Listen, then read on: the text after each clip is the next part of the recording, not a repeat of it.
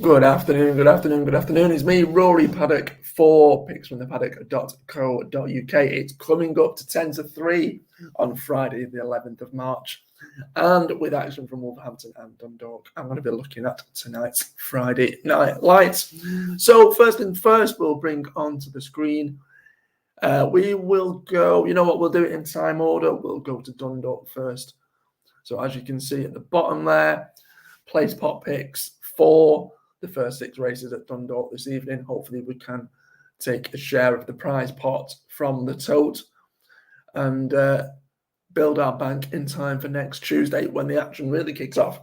But just the one that I'm going to give from Dundalk in terms of sort of a singles bet, and it comes in to be honest with you, the card is a bit of a nightmare this evening, but it's the final race on the card. It's the 8:30.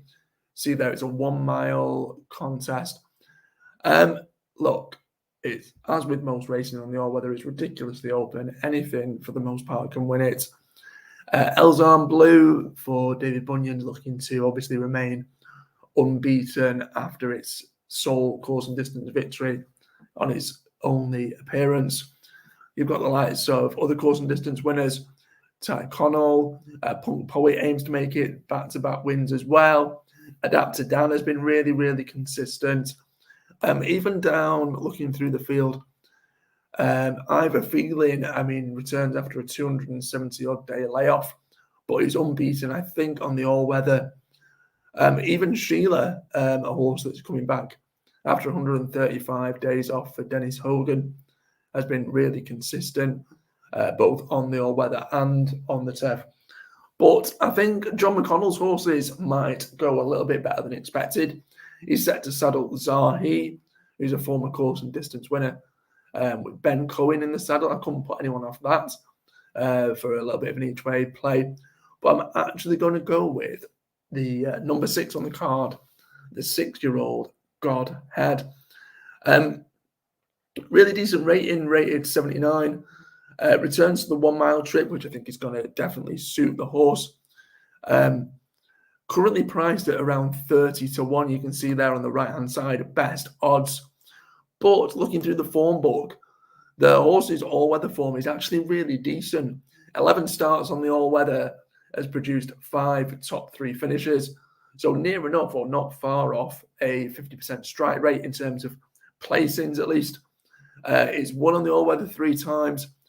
Form over this course and distance, a really solid 5th last time out back in February over course and distance, and prior to that the run over course and distance was 2nd of 12, which is really decent. Didn't really act over 7 furlongs last time out behind a relatively competitive field. A mile is definitely the horse's preferred trip, and I just think with that second, only back in January, off a higher weight, I think that's definitely going to be a massive plus for John Mcconnell, 6-year-old, who is currently priced, like I said, at 30 to 1. The trainer's had a winner as well in the last couple of weeks, so hopefully that's a decent positive as well. But Godhead, I just think... look, it's one of those horses that tends to look like it's been around for ages, but actually is only 6 years old. Raced here last week, is going to be ultra fit, ultra ready, ultra pepped, and I just think it's a massive, massive price at around 30 to 1. So that's Godhead in the 8:30 each way, obviously, at Dundalk. Hopefully, the lucky last. That's my only single selection from Dundalk. So we head on over to Wolverhampton, and as you can see there in the bottom, we've got the place pot picks for the Midlands course. Action there gets underway at 5:10, and my first of 2 selections comes in. Let's bring up the race now. In the penultimate and the last races on the card. 7:45 is a Class 5 3-year-old contest over 1 mile, 1.5 furlongs. Zayn Surinder won over course and distance last time. Is obviously the worthy 7 to 4 favourite. But I actually think, despite the drift in the market, Mismar, if this is a big if all 8 go to post, I think Mizmar at 15-2 for a place is actually really generous. Obviously, the fact that it's drifted is somewhat of a worry, but it's not going to be too detrimental in what looks it's an all right field. I mean, some decent trainers are represented, like Andrew Balding, Martin Mead. We've got James Tate there, Charlie Fellows, even Hughie Morrison and Richard Hannon. So all the big yards, all the big flat yards have a representative in that. But I just think Mizmar, with a bit of experience compared to a couple of the debutants, is going to be really telling. And also recent run. I think it's the horse with the most recent performance. And it was a decent performance as well. He finished second last time out in what now looks like a really good bit of form. Looking through the form from that run, the winner ended up going on to compete at listed level. The fourth has won subsequently as well.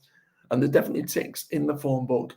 Yes, the fact that it's a 4-race maiden is a little bit off-putting, but the fact that we're going to back it each way, I'm not expecting the horse to necessarily win, but to finish in the first 3, if there's 8 that go to post, I think currently 15-2, now that it's drifted out, it's starting to look a little bit too generous, and punters should definitely grab a bit of that.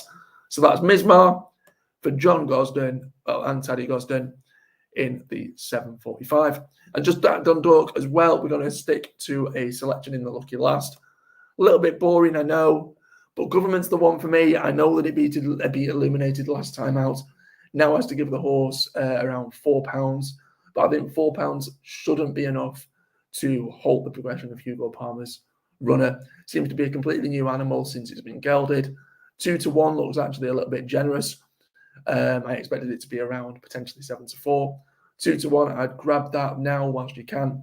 Don't think it'll go off that price. I think it'll probably be a little bit shorter. But yeah, Qatar Racing, Hugo Palmer, obviously the ultra talented Kieran Fallon on board. Ticks all the boxes. Obviously, you've got the likes of Aegis Power, who probably deserves a bit of respect as well. It's going to be between those 3, but I'm hoping the favourite can be favourite for a reason and come out on top. Those are my 3 selections for tonight's action. We'll bring those up so you can see them. Let's have a look there. Yeah, we can see that Dundalk in the 8:30, Godhead each way, and then in Wolverhampton, 7:45, Mizmar also each way, and in the 8:15, Government to win. Obviously, we've got a place pot picks. I'll be totally honest and totally transparent and say that I was going to give selections in other races, and I picked some out, but because of how competitive it was, it's tended to be with the place pots you can see there. So, for example, at Wolverhampton, there's 2 selections in the first leg and 2 selections in the second and 2 selections in the third. What I ended up doing is I picked one when I sort of went through the race the first time out. By the time I came back, I found a different angle for another horse, and I couldn't wholeheartedly give just one selection in there. And I didn't want to end up giving you an absolute ton. So we'll stick them in the place pot. If you want to back any of the place pot selections on their own, by all means do so. What I will do before I disappear as well is I will just bring them up on the screen now. So we'll go back to Dundalk and we'll just have a look through the place pot. So grab a pen and a bit of paper. We can see the place pot picks there for Dundalk. Leg 1 in the 5 o'clock, we've got numbers 2 and 3. Leg 2 in the 5:30, we've got number 4. Leg 3 in the 6 o'clock, we've got numbers 2 and 10. Leg number 4 in the 6:30, we've got horse number 5. Leg number 5 in the 7 o'clock, we've got number 7. And leg number 6 in the 7:30, we've got number 14. Again, I couldn't necessarily put you off backing them as individual single bets as well. We've also then obviously got Wolverhampton, where we bring that up now. Good old joys of technology. There we go. And Wolverhampton again, leg 1 in the 5:10, we've got horses number 1 and 3. Leg 2 in the 5:45, we've got horses number 7 and 8. Leg 3 in the 6:15, we've got horses number 1 and 7. Leg 4 in the 6:45, we've got horse number 6. Leg 5 in the 7:15, we've got horse number 2. And in the 7:45, which is the final leg, leg 6, we've got horse number 6. As always, if you're watching this on YouTube, Facebook, or Twitter, pop in the comments below what you're backing tonight from either of the meetings at Wolves or at Dundalk. Any likes, comments, and shares, really much appreciated. And as always, fingers crossed, touch wood, and good luck if you follow.